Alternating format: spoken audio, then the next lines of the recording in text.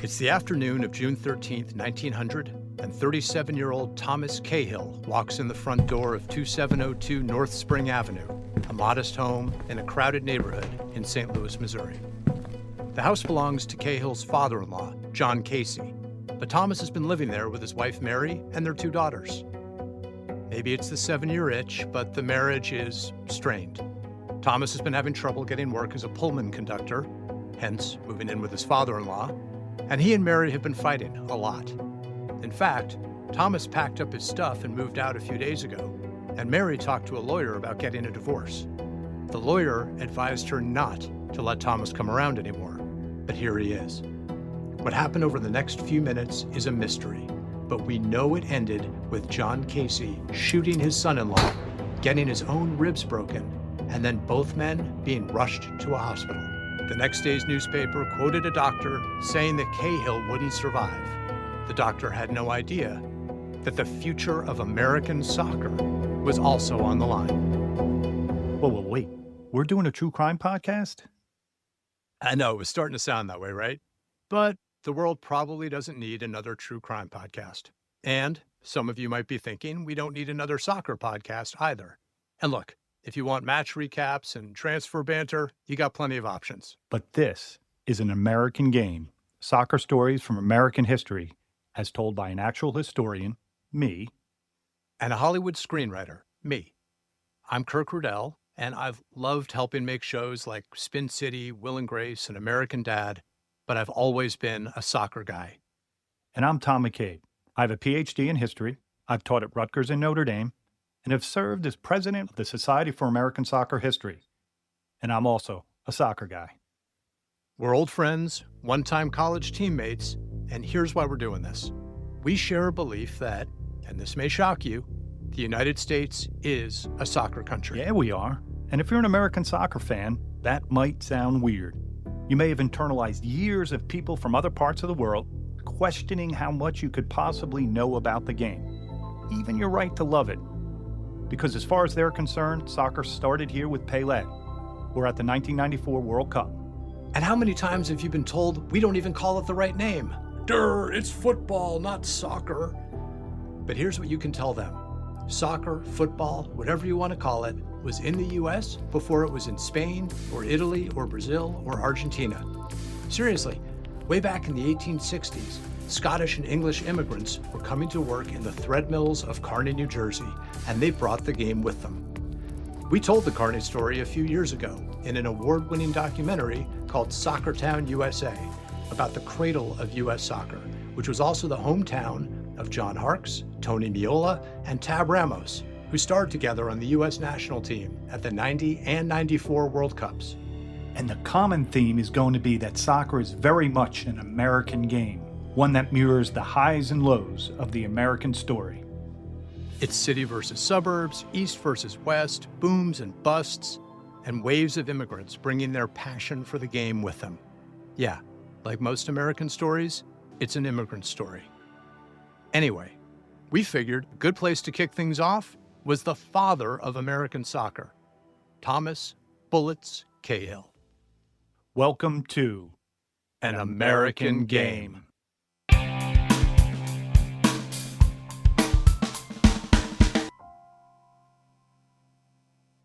Okay, right off the bat, Thomas Cahill's nickname was Bullets. And from our opening, you can guess why.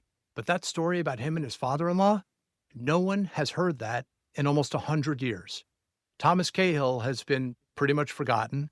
2702 North Spring Avenue is now an empty grass and weed-covered lot. That's a metaphor for most of our early soccer history. So yeah, no one today knew why Cahill was called Bullets until I dug it out of an archive. I picture you in a dusty room going through crumbling boxes of fading newspapers. Yep. That's sometimes what I do. Once I was digging through a box of old U.S. soccer stuff and found a map.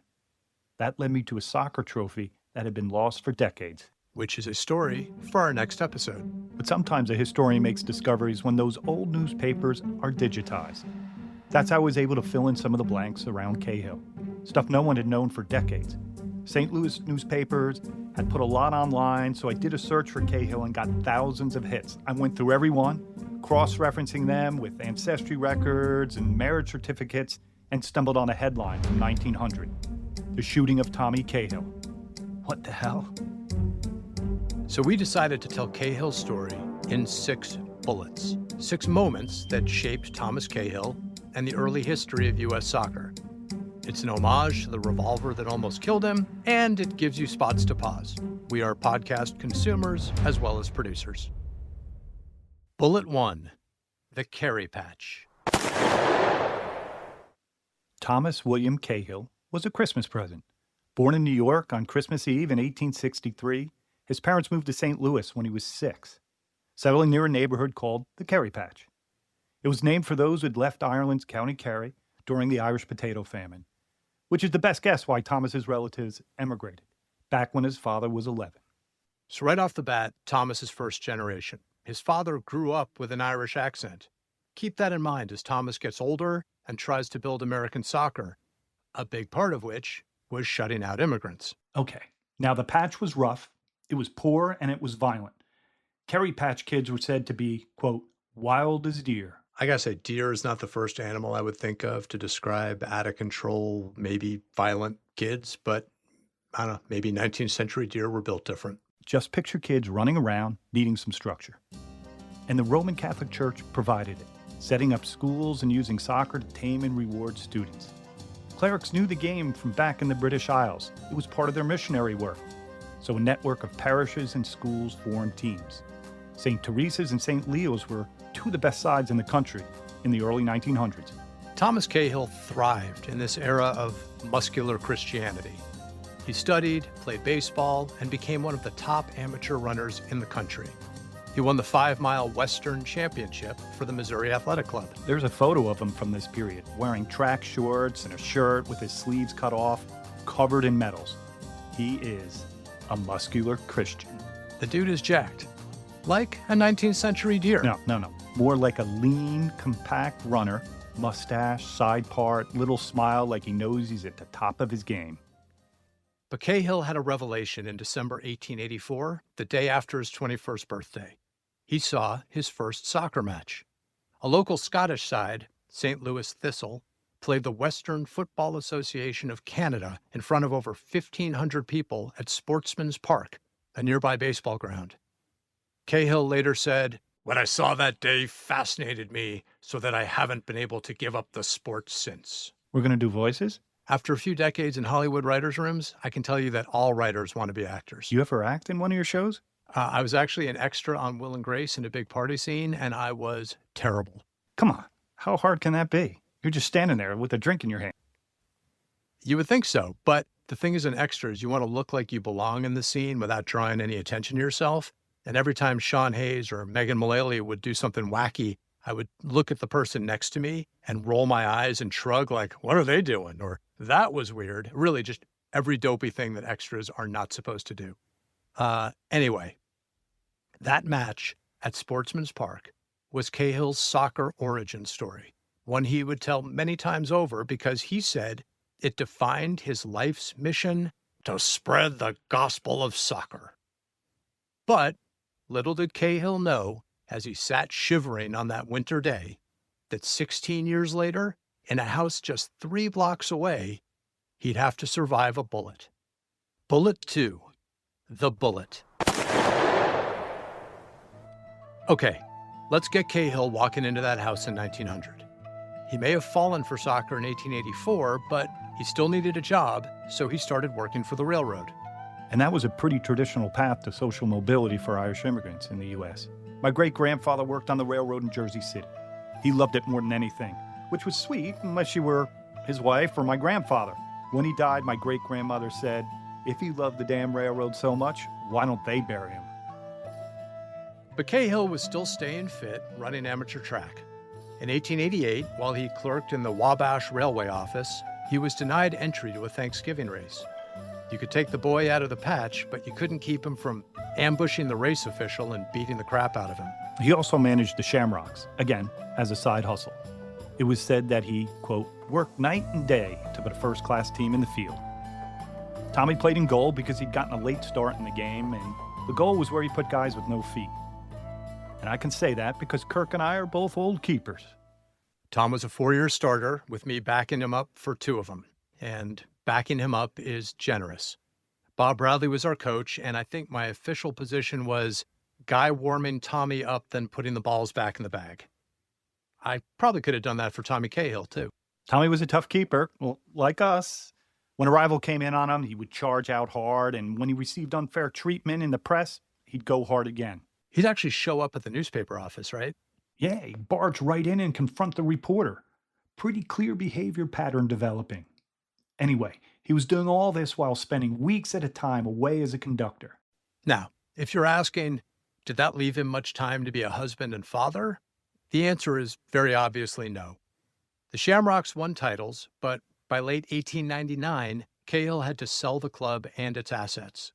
A year later, he was talking divorce and walking in the front door of 2702 North Spring Avenue. Now, if you remember from our very dramatic opening, we know Cahill got shot, but we'll never know exactly why or how. See, the morning after, when he had just come out of surgery, the newspapers were clearly telling his father-in-law's side of the story.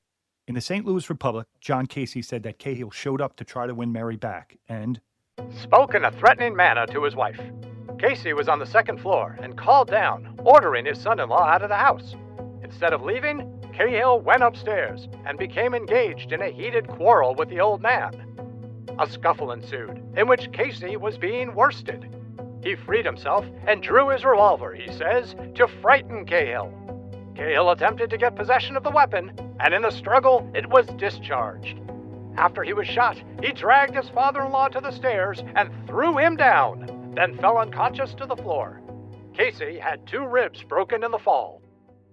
I can see why we're doing accents now and worsted, top word. So, Cahill comes back, threatens Mary, then storms upstairs to get in her dad's face. I only took out my revolver to frighten him is a little sus, right? As is Casey's, the gun went off when he grabbed it. But that's what Casey went with. It was an accident provoked by his hot-headed, soon-to-be ex-son-in-law. And as far as he knew, there would never be another side. Cahill's surgeon is quoted in the same article saying that Mr. Cahill probably would die from the effects of his injuries. It is kind of crazy that they were interviewing surgeons about their patients in the daily paper. Particularly if you're Thomas Cahill, who didn't die, and the next day's paper got his version of the night.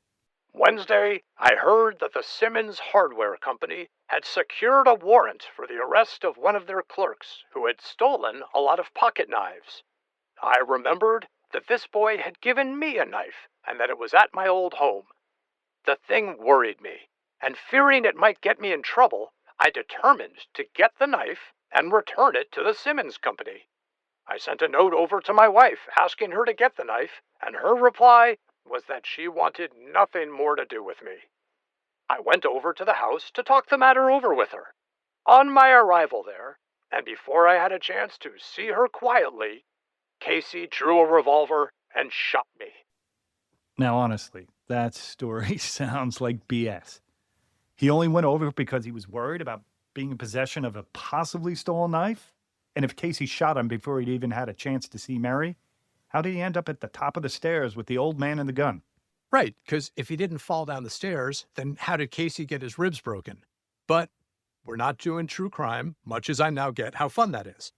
The important thing is that the bullet gave Thomas Cahill a new nickname and a new direction for his life. And again, until I found those old articles about the shooting, no one today knew how he'd gotten the name Bullets.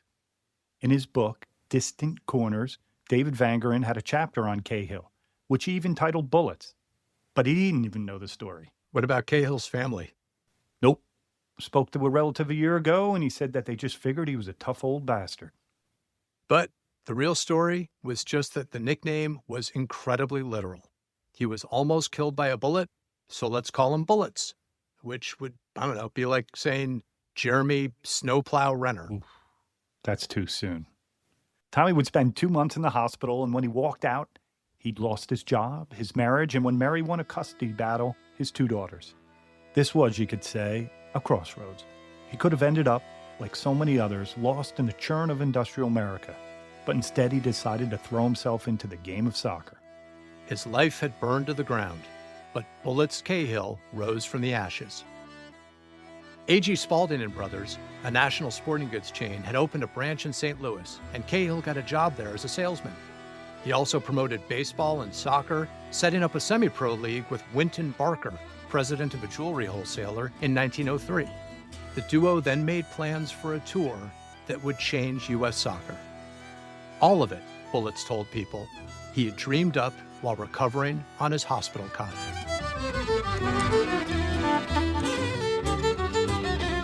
Bullet 3, The Pilgrims. In 1905, Fred Milnes was a 27-year-old Yorkshireman who played at Sheffield United, Tottenham Hotspur, and a few other clubs. He maintained his amateur status because his father had a steel business. Fred didn't need a footballer's wage. So Milnes was a little spoiled and very ambitious, and he looked across the ocean and saw opportunity. There were 40 years of soccer roots in the United States, and gridiron football, played in colleges, had become so brutal that students were being killed, and President Teddy Roosevelt called a meeting at the White House with Walter Camp and other leaders of the sport and ordered them to cut down on the violence. There were even rumors that Roosevelt had threatened to ban the sport entirely.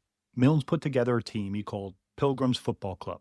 They weren't a proper club. They were gentlemen amateurs who trained and played when they felt like it. They did have some good players, though, but they also had a goalkeeper named Sir Charles Kirkpatrick, a descendant of Empress Eugenie, the wife of Napoleon III. He was described as a big fellow with a genial smile. Which is probably how Bob Bradley would have described me. Come on, he wasn't even watching you. Pilgrims planned a tour of Canada and the U.S. to barnstorm for the game of soccer. As Milnes put it, and I have no idea how to do a Yorkshire accent, our idea was to come over and start a boom for it, which would result in popularizing it and produce teams which would visit England for international play. Cahill and Barker invited the Pilgrims to play in St. Louis, and the tour was a huge success, lasting basically all of September and October of 1905. Pilgrims played 17 games, 12 in the U.S., and lost only one to an all-star team in Chicago. They outscored their opponents 95-16 while managing to do every possible tourist thing like Niagara Falls, national parks, and lots of brewery tours. Speaking of breweries, that relative of Cahill's that I spoke to told me that Augie Bush, son of the beer baron Adolphus Bush, invited Cahill to join a baseball venture. But Bullitt said, "No thank you, Augie. Soccer is the future of America." Soccer. Sport of the future since 1905. Okay, back to the tour. Pilgrims were having a blast, and the U.S. press was obsessed with Sir Charles, the baronet in the net. And news accounts started using the word soccer, because that's what Milnes and Pilgrims called it. That's right. The next time some English wanker's making fun of you for calling it soccer, just remind them that the word came from Cambridge guys. It was their posh school slang for association football, like how they turned rugby into rugger. And so annoyingly turned breakfast into brekkie. Spoken like a guy who lives in London now. Yes. The St. Louis games were a turning point for Cahill and for soccer in the U.S. 10,000 people watched the first game, and over 17,000 people crowded a baseball park for the second. While Barker had funded the whole thing, Cahill was hailed as a soccer boss for bringing first-class games to the city. And we could draw a straight line from Cahill to another soccer boss, our friend Charlie Stillentano, who the late, great Grant Wall dubbed world soccer's best-connected American. Charlie just became the president of the Italian club Spezia, but for the past 25 years, he's brought clubs like AC Milan, Real Madrid, and Bayern Munich to the U.S. for summer tours. Cahill was the first, but he set a blueprint. With gridiron football on the ropes and proof that American fans would come out for soccer, Cahill saw it as his destiny to grow the game in the United States. In late 1908, he asked Barker to fund another Pilgrim tour. That meeting took place under a massive clock at the intersection of 7th and Pine in downtown St. Louis. Sorry, a massive what? You want me to get fired at Notre Dame? It was a clock. That clock meeting was the inception of the United States Soccer Football Association, the first truly national governing body. Cahill, who by now had shaved the mustache and filled out a bit, looking more prosperous than ready to run a mile, sailed to England. He met with Milnes, who agreed to put the Pilgrims back together for $10,000 plus expenses. The second Pilgrims tour was not as successful as the first.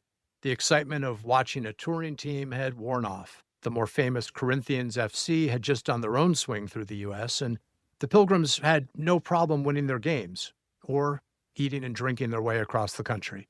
So by the time Cahill had settled all their hotel and bar tabs, he admitted that importing a British soccer football 11 was not a shortcut to wealth. But his bosses at Spalding were impressed. He met J. Walter Spalding, younger brother of the company's founder, at headquarters in Manhattan, where he was given a promotion. Spalding Brothers had made its name in baseball, but J. Walter was convinced that soccer would also spread across the United States. With his English connections, his corporate backing, and his status as an impresario, Cahill was now ready to take a starring role on the national soccer stage. Okay, that's 3 bullets fired from our story, 3 more to go. If you like what you're hearing, click to follow an American Game so you won't miss any future stories about U.S. soccer. We've got some good ones lined up. A hunt for U.S. soccer's oldest trophy, the incredible story of the United States at the first ever World Cup, and lots more. This is our history, and we think people should know it. So we want to share it with you. And if you like it, we hope you'll share it too. So, mash the like button, drop us a rating, tell your friends, etc. I've got a PhD, so you don't have to. That's right. Every episode will give you something to impress your friends at the bar or your next pickup game. So subscribe, like, and share, and we'll keep the stories coming. Bullet 4, Alphabet Soup. Tom, I've been dreading this bullet. This is where we try to compress 2 decades of political infighting and competing and sometimes overlapping governing bodies into a few minutes of entertaining and informative banter. And we're going to do it because basically it was a gangster movie where Cahill emerged as effectively the Godfather, and his vision for U.S. soccer helped define the game in a way that still resonates today. But to explain that in any way, we're going to have to be talking about the FA, the AFA, the AAFA, the NYSFA, the USFA, the USASFA, FIFA, and honestly, I'm tapping out. What about my favorite team? The Young Men's Catholic Abstainers Soccer Football Club of New Bedford, Massachusetts. Of course, the YMCTA SFCs. Go Temps! We'll put a squad picture of them on the episode page. You'll see the team looking very temperate. You've never seen a more abstinent football club. But hey, if Cahill's vision for American soccer still resonates today, so do the Alphabet Soup soccer wars. Look at MLS versus the NASL, or USL versus MLS. And Kirk and I were both youth soccer parents. Think about ODP versus MLS Next, and ECNL versus GA. We're still a house divided. Okay, so what's the easiest way to understand this early battle for control of U.S. soccer? For me and you, it's going to be New York versus New Jersey. When Spalding sent Cahill to New York in 1910, the company was trying to take over the American Football Association, the AFA, the oldest governing body in the country. Founded in Newark in 1884, the AFA ran a knockout competition, modeled after the English and Scottish FA Cups. Remember, the AFA officials all lived in New Jersey, most in Kearny, that famous little town right between Manhattan and Newark. So, no surprise, the AFA was dominated by Scots. So when, on behalf of Spalding, Cahill tried to become an officer in the AFA, they saw an Irish Catholic Midwesterner and basically told him to piss off, but in a very Scottish way that I won't attempt to do because our producer, Matt Nelson, is a lad from Dundee, and I'd like him to stick around. Now, the AFA, which had just rejected Cahill, had an affiliation with the English FA, and their ambition was to use that to get FIFA to recognize U.S. soccer through the AFA, which would give all the AFA guys, and yes, they were all guys, money and power, the same 2 things that drive most of world soccer today. FIFA was really the brass ring in all this, being the official U.S. soccer organization to the world. Now remember, Cahill had stood under that big clock with Winton Barker and made big plans. So clock is ticking for Thomas. Rebuffed in Jersey, Cahill looked across the river to the good fellows of the New York Soccer Football Association, the NYSFA, which had formed after that first Pilgrims tour. Among the officers were Hyman and Nathan Agar, two of four Jewish brothers who chain migrated from Sheffield, England. They all played for the same team in Brooklyn, the Critchleys. In 1911, Corinthians FC did another North American tour, this time against the will of the English FA. Corinthians had left the English FA over what they saw as the corrupting influences of money and professionalism. These guys were old-school amateur gentlemen. So this was an unsanctioned tour, and they reached out to Cahill to help manage it. As an FA affiliate, the AFA had to prohibit all of their clubs and players from stepping on the field against Corinthians. Not wanting to be told what to do by Mother England, Cahill set up a game with a New York All-Star side featuring Nat Agar. Everyone who played in that game was banned by the AFA, so the New Yorkers invited Cahill to some meetings to cook up an alternative. Dr. G. Randolph Manning, a medical doctor who helped organize the German Football Association in 1900, joined in.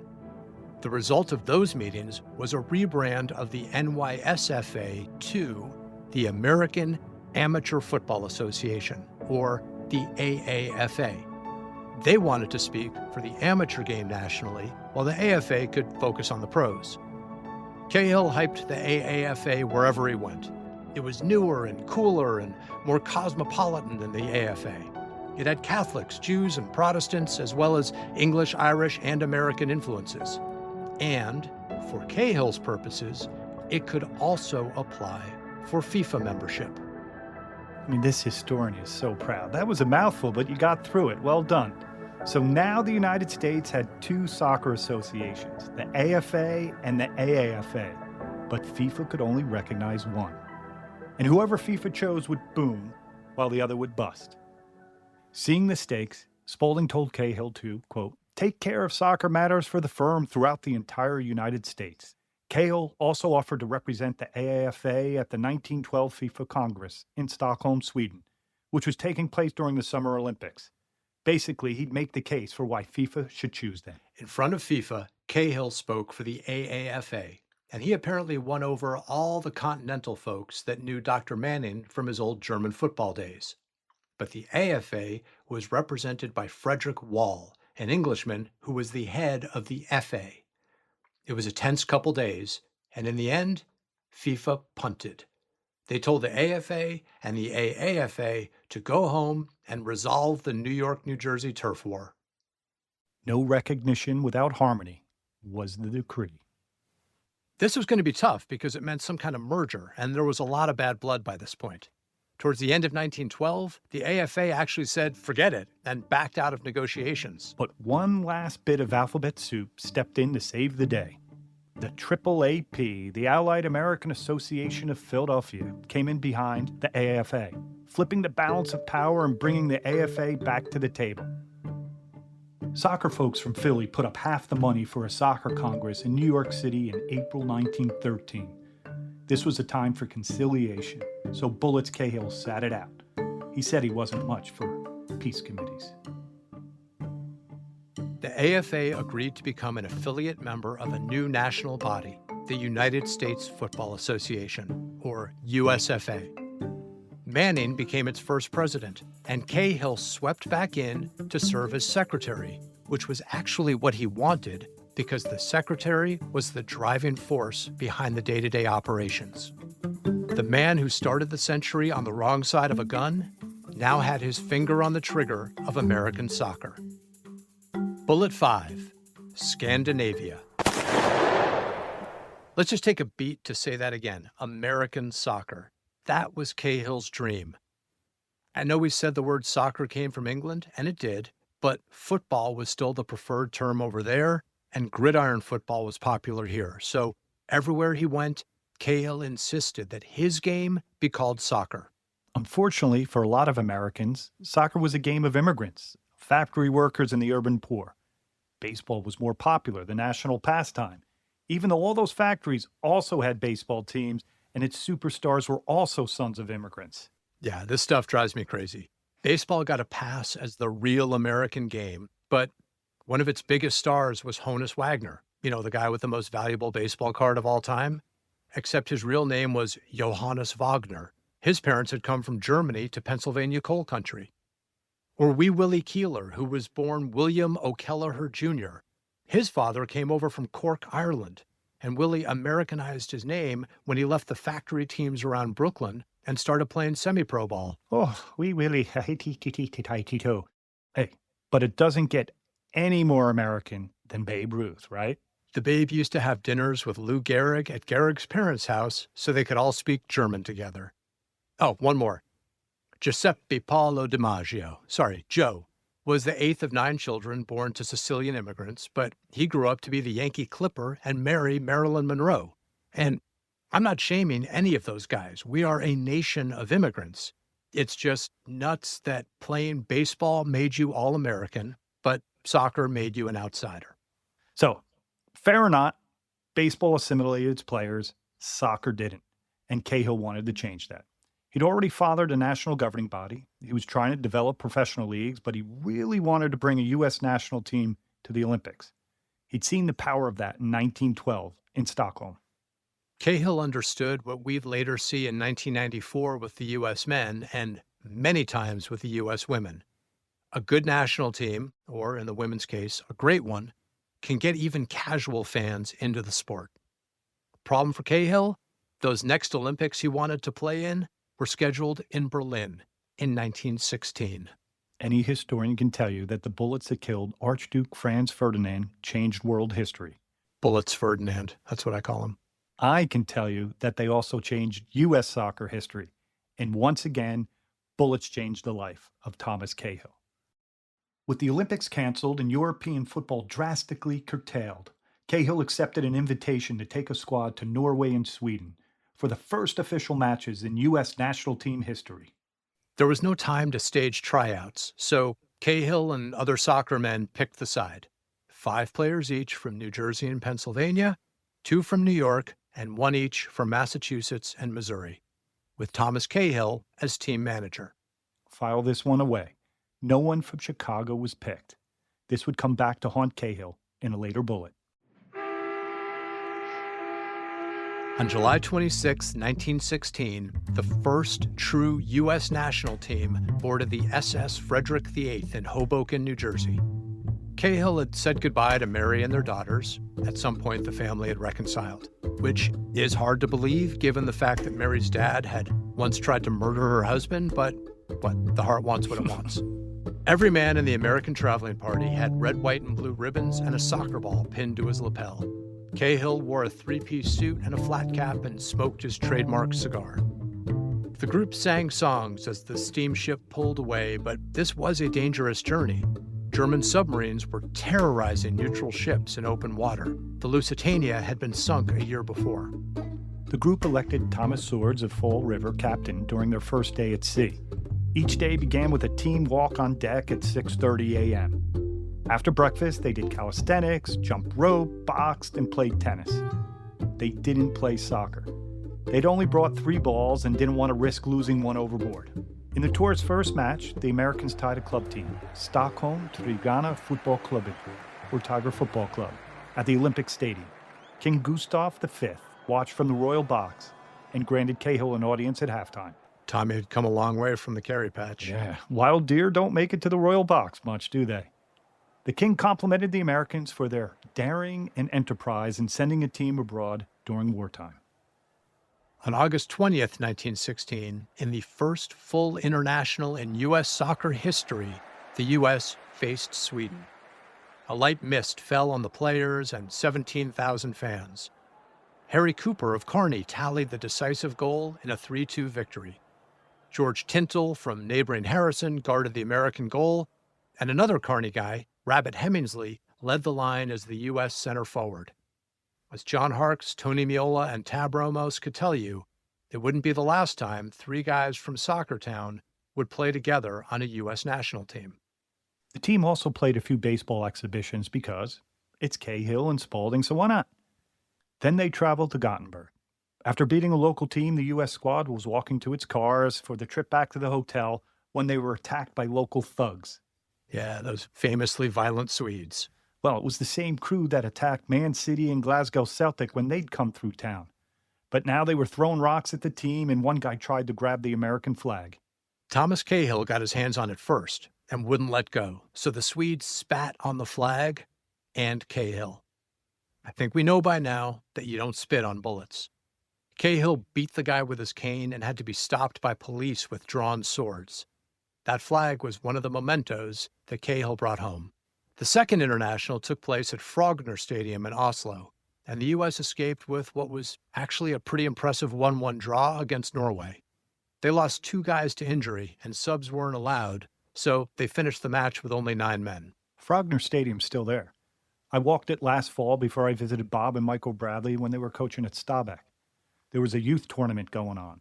I don't think anyone knew they were standing on a piece of U.S. soccer history. I'll bet no one knew that Michael Bradley used to have a full head of blonde hair either. That's how Tom and I first met him.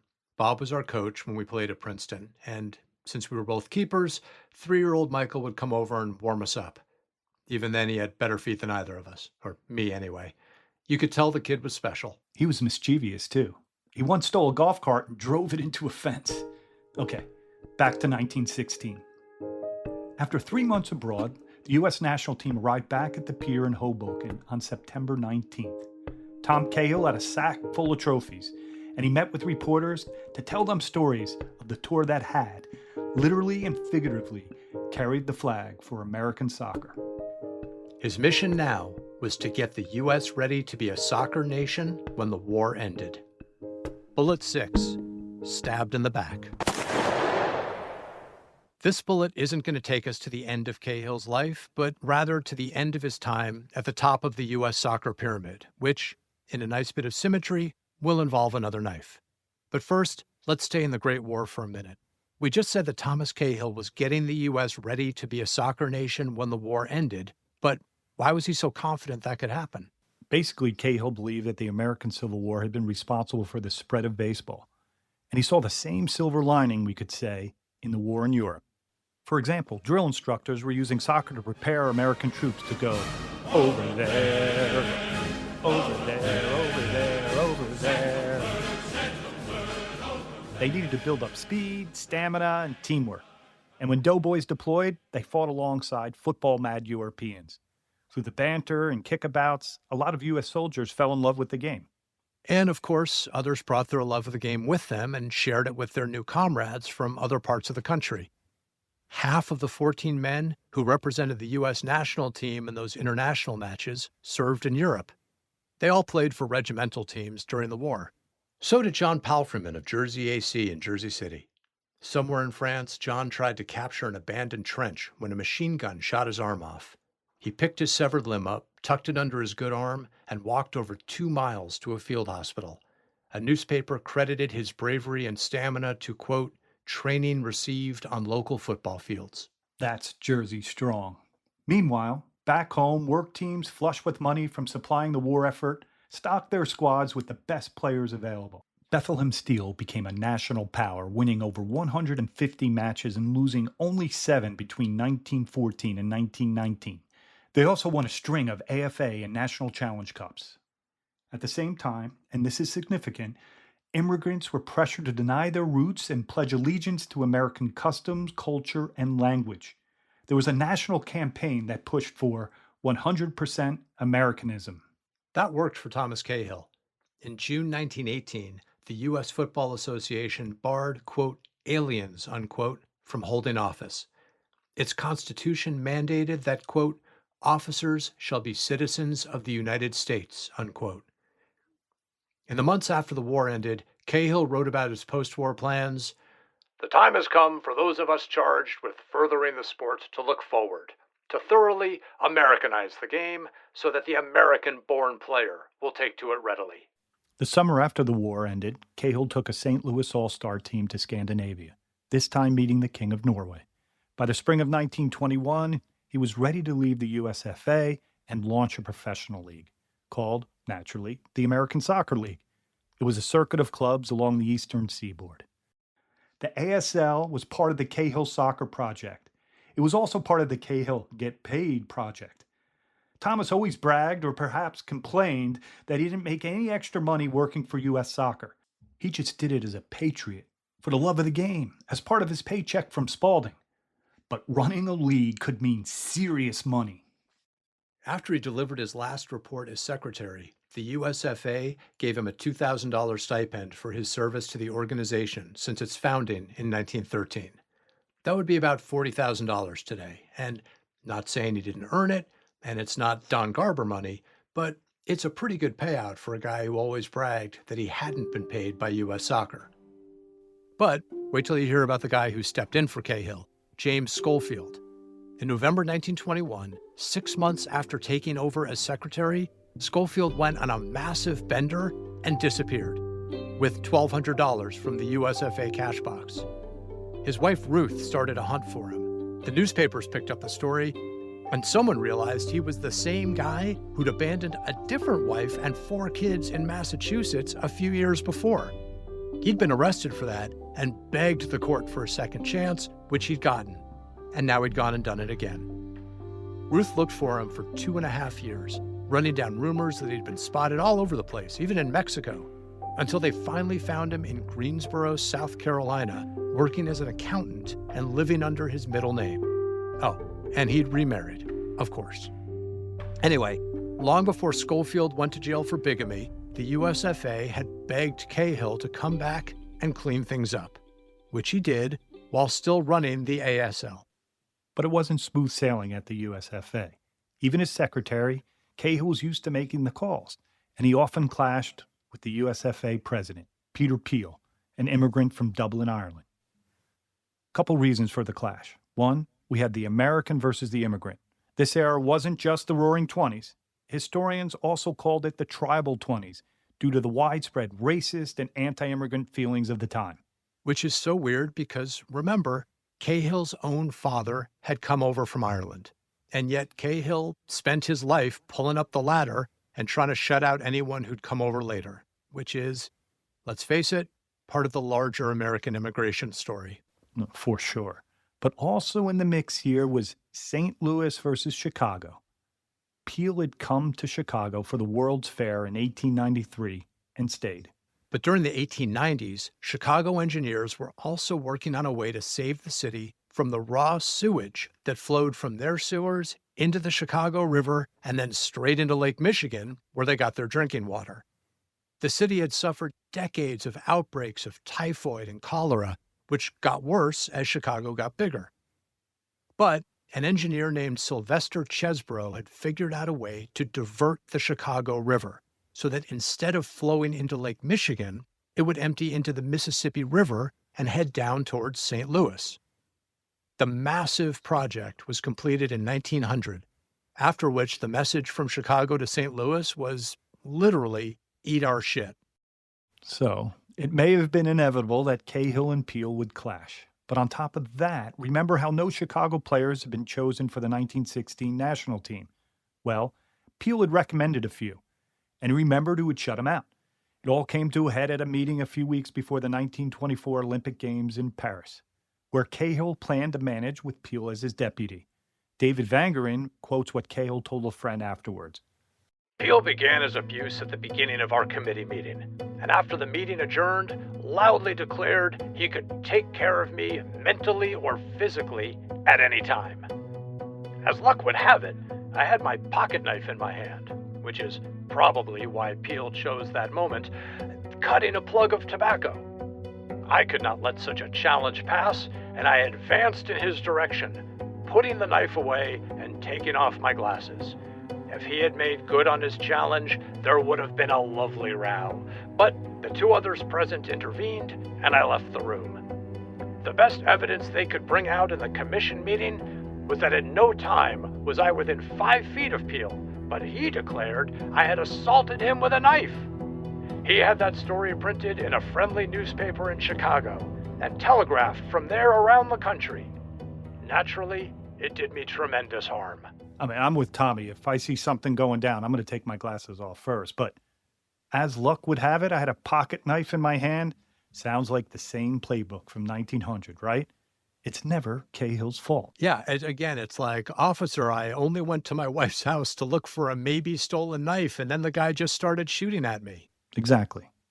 Anyway, Cahill was dismissed for insubordination and removed from his Olympic post. And Peel made a statement which really highlighted the city rivalry as well as the personal one.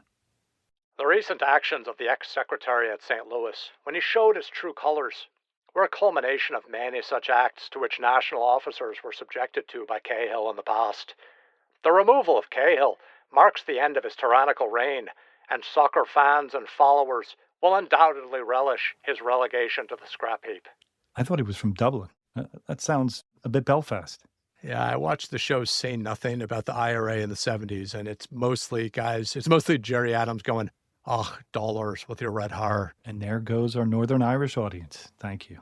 And there goes Thomas Cahill, almost. I mean, I'll be honest, as a screenwriter, I love the idea that that knife meeting was the end of Cahill's power in U.S. soccer. And as a historian, I'm going to tell you to hold off. One of my favorite mantras is, history is the study of the past in all its splendid messiness.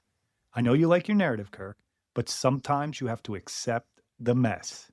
Which is the essence of our dynamic when you and I look at soccer history. We have the facts and we have the narrative, and somewhere in the middle is our story. So let's look at the facts. St. Louis newspaper, remember, Cahill's turf, said that the Peel accusation was a plot by a foreign faction. And just to hang a light on that, the foreign faction was Peter Peel and the guys running the AFA. So that's the son of an Irish immigrant, Tom Cahill, accusing an Irish immigrant and some Scottish Americans of being suspicious and shifty and not American enough. Basically. That's the rhyme of American history. Eventually, though, the two enemies cut a deal.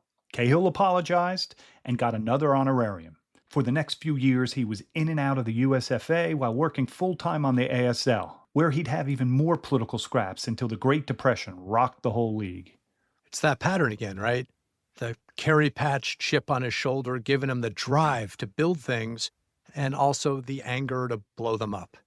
And yes, maybe it is too much to say that he peaked in 1924, but it also seems like it was getting increasingly hard for Tommy to find enough allies to get what he wanted. Well, we do know that he wanted to manage another national team. But when the U.S. signed up to play in the very first World Cup in Uruguay in 1930, someone else was chosen instead. And he never did get to manage a national team again. So yeah, there's a case that his days as the U.S. soccer boss were over when he cut a plug of tobacco too close to Peter Peel. There was one last moment where he was almost on top again. Call it the bonus seventh bullet. It was 1945, and Branch Rickey, the legendary president and co-owner of the Brooklyn Dodgers, and a friend of Cahill's from St. Louis, asked him about setting up a pro soccer league in major league ballparks. This was something Cahill had kicked around years before, as a way to use the parks during the baseball offseason. Rickey offered Ebbets Field, and Phil Wrigley was interested in getting in on it. But when the owners of the soccer franchises heard about it, they jacked up their fees and demanded to be cut in. That scared off the baseball folks. Cahill said, "It's been the same story for 50 years. I've known, everyone in soccer has known, that until there are adequate stadium facilities, the game will never be a financial success." And he wasn't wrong.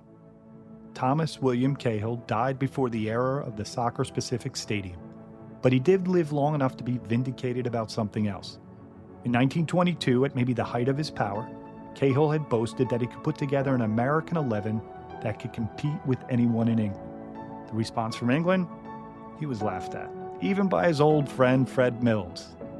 But no one took him up on the challenge, and then in 1950, the U.S. national team beat England in the World Cup. Cahill died a year later, but we like to think he got the last laugh. And his vision for American soccer, that there even be something called American soccer, and that it featured competitive national teams and well-run professional leagues and good stadiums, those are the bullet points every American soccer executive and fan talk about today. But they probably don't know that they go back to a guy named Bullets, father of an American game. And that's our first story. We'll be back soon with a treasure hunt for the oldest trophy in American soccer. In the meantime, if you like what you heard, let us know. Follow the show, share it on your socials, or with a friend, or just some obnoxious French person who thinks he's cute that you like to talk about the football. And for any other historians out there, Or interested amateurs, we'll have photos of some of the material we used for today's story on an American Games page over at soccertownmedia.com. you can find a link in the episode notes. Because if you're an American soccer fan, these are your stories. This is our history. Let's celebrate it together.